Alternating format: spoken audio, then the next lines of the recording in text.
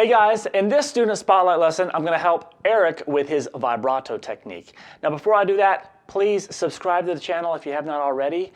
And when you subscribe, make sure you click the little notification bell so you'll receive a notification whenever I release a new video. And if you submit your own video via the Student Spotlight video uploader at my website, which you'll see the link below, you'll be able to see your video pop up here hopefully, and so you want those notifications so you'll know that it's live. All right, so let's check out Erick's video real quick. He's playing a little bit of a Megadeth piece, but he's really just asking about what I think about his vibrato technique.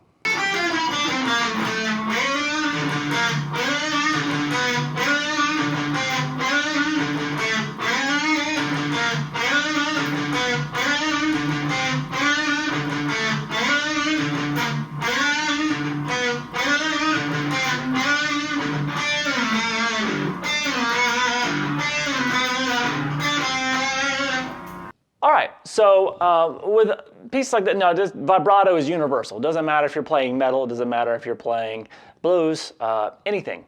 Proper technique is pretty universal. Now, the one thing I noticed, Eric, with your playing is that you have a pretty good hand position.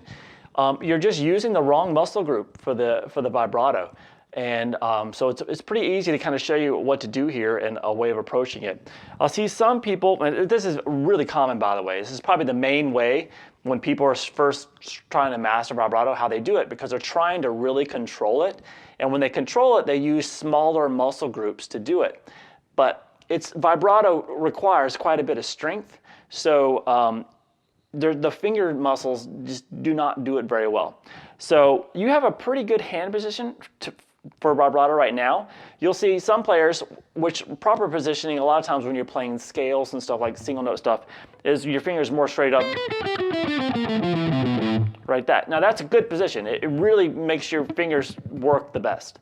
But this is not a good position for vibrato, which is, you're not in this position by the way. I'm just kind of using this as reference for anybody watching this.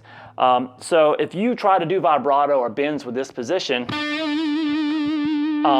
you're especially bending. It's really hard to keep a good intonation because you don't have a lot of support. It's a lot of strain on your wrist. I think I recently read an interview with Steve I. He's like, or just see a lesson with him. He's like, I've never seen anybody with good intonation and good vibrato and good bending technique when they played like that. Now, your position is pretty good. If you get your thumb up over the neck and you've got an angle to where the inside of your palm is kind of facing towards you. So you need a dynamic hand position. So when you're playing scales and stuff or doing solos, this is fine. When you have to go do vibrato, you need to be able to jump into that different hand position and then go back and forth between the two. So the playing, there's not going to be one way you actually play the guitar, but we're actually doing the notes.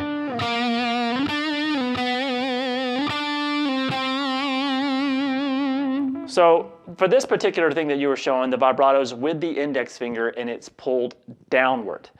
So how do you do this? Now let's start in the middle of the, down here the string tension is a lot higher. So let's move it to like the middle. It's where you first really start to get control of this.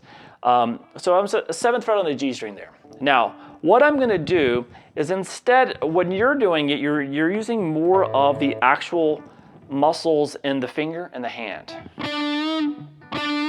You're doing like that. And that comes from trying to control the note, which is not a bad thing, obviously. But what you need to learn is to control the larger muscle groups in your forearm, because that's where the vibrato and the bends are going to come from. The fingertip holds down the string, and you hold it down firm enough to where it doesn't move. But after you have that, then I use, especially for this going downwards, I use a rotation of my forearm like this that actually does the vibrato. You can see that right there below it. So instead of watching my finger, watch my forearm. Now let's go for a bend.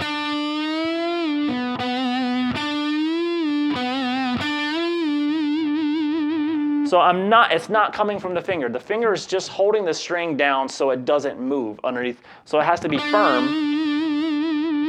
but there is no actual movement going on in my finger.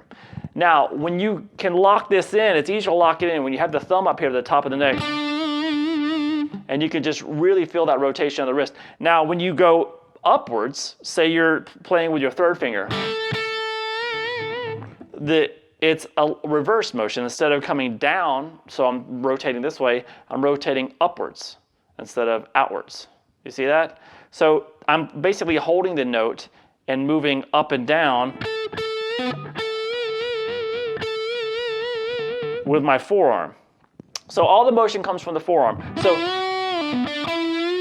that's obviously with bends and vibrato. Another thing with vibrato that you want to watch out for is for most vibrato that you do, you only want it to go in one direction. Now, what I mean by that is, say we're on the G string here and we're doing a vibrato. And usually if I'm at the third string here, the G string, and I'm using my ring finger, my vibrato usually goes upward. And so do the bends. It's just some people like to go downwards. I like to go up. It doesn't matter which way you prefer, but choose one way when you're doing vibrato, because you want to go up to the top of whatever, however wide you want the vibrato to be, then come back down just to that even, but you don't want to go past that and go below it as well. Pick your point, because you always need to bring it back into pitch and then go back. That's how it makes it sound even. So you want to make sure when I'm playing, I'm not pulling it up and then past that 0 point and then go pulling it down like this. Both sides. It's hard. You can't keep it in tune. You want to keep it. So if I'm going downwards, it's going to go down and then come right back to that center point and then go back down. It doesn't go past it upwards. So depending on what finger you're using for the vibrato, you're going to have to bend. It's going to have to be an upwards vibrato and then back down to the center point, or downwards. And it'd be pretty obvious what's more comfortable for you. But what I wanted to just tell you is two things. Make sure it's always in one direction, comes back to 0 point and then back up. There are players that can do a very wide vibrato where it goes all over the place, but that has a special sound to it. It's not really, they're not trying to keep a very intonated vibrato. They're trying to create a very wild vibrato sound. So that's a different thing. But for a controlled vibrato, in one direction, come back to the center point, and use your forearm to do it. For bending and vibrato, just let your fingers hold the note down firmly. Everything else is controlled by larger muscle groups. Practice that slowly and then speed it up, the vibrato, and trying to keep it even, but using forearm rotation and just the weight of your arm, and you'll get there much quicker and you'll feel a lot better doing it. All right, I hope this helps. I'll see you again soon.